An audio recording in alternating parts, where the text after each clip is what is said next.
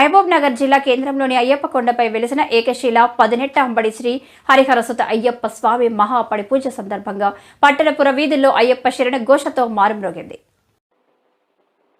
స్థానిక అయ్యప్ప కొండ ఆలయ 26వ వార్షికోత్సవ వేడుకల్లో భాగంగా ప్రతి ఏడాదిలాగే నేడు అయ్యప్ప సేవా సమాజం సంఘం ఆధ్వర్యంలో అయ్యప్ప స్వామి మహాపడి పూజ నిర్వహించనున్నారు.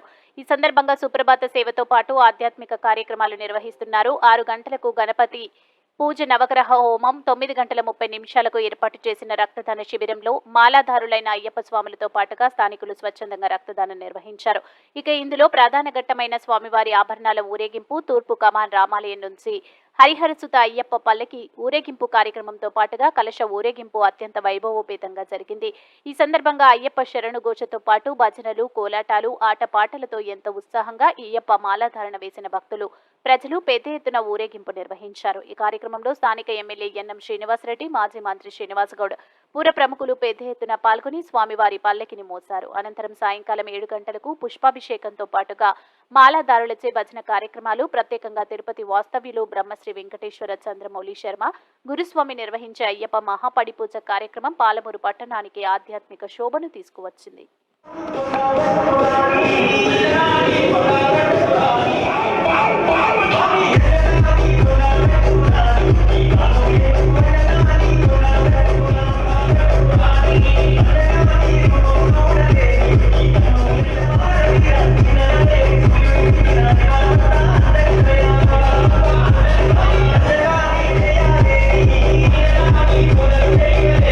Hey,